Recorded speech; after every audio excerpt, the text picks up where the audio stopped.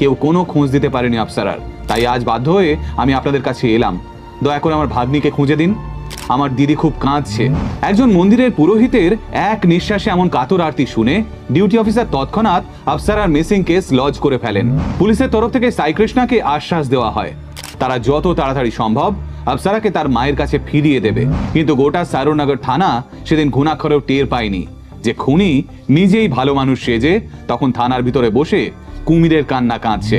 তারপর কি হলো, কিভাবে তদন্ত শুরু করলো পুলিশ, এবার সেটাই বলবো।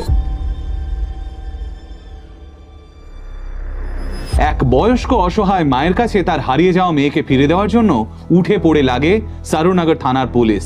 এবার পুলিশের কাছে সাই কৃষ্ণা আগে ভাগেই বয়ান দিয়ে রেখেছিল যে শেষবার আফসারা তার গাড়িতে চেপেই বাড়ি থেকে বেরিয়েছিল। এই কথাটাকে কনফার্ম করার জন্য পুলিশ সোজা পৌঁছে যায় আফসারার মায়ের কাছে। আফসারার মাকে তারা জিজ্ঞেস করে, আপনার মেয়ে কি শেষবার সত্যি সত্যি ওর মামার সঙ্গেই বাড়ি থেকে বেরিয়েছিল, নাকি তারপর সে বাড়ি ফিরে আবার অন্য কারোর সঙ্গে বেরিয়েছিল? আপনি কিছু চেপে যাচ্ছেন না তো? না। পুলিশের করা ক্রস কোয়েশ্চেনে কোনো নতুন তথ্য মেলে না। আফসারার মাও কনফার্ম করেন যে আফসারা সত্যি সত্যি শেষবার তার মামার সঙ্গেই বেরিয়েছিল। এইবার পুলিশ শুরু করে চিরুনি তল্লাশি। তারা প্রথমেই যেটা করে সেটা হলো সিসিটিভি ফুটেজ চেক। আফসারার বাড়ি থেকে শামশাবাদের যে লোকেশনে সাই কৃষ্ণা আফসারাকে গাড়ি থেকে নামিয়েছিলেন তার দূরত্ব প্রায় 21 কিলোমিটার। পুলিশ এই 21 কিলোমিটার দীর্ঘ পথে যে কটা সিসিটিভি ক্যামেরা বসানো ছিল তার সব কটার ফুটেজ চেক করা আরম্ভ করে। আফসারার বাড়ির সামনে থাকা সিসিটিভি ফুটেজে দেখা যায় আফসারা স্বেচ্ছায় নিজেই হেঁটে গিয়ে মামা সাই কৃষ্ণার গাড়িতে ওঠে, কিন্তু তারপর আর ওই সিসিটিভিতে আফসারাকে বাড়ি ফিরতে দেখা যায় না। এরপর পুলিশ শামশাবাদ এলাকার সিসিটিভি ফুটেজ চেক করে, কিন্তু সেখানকার কোনো ফুটেজেই আফসারাকে গাড়ি থেকে নামতে দেখা যায় না।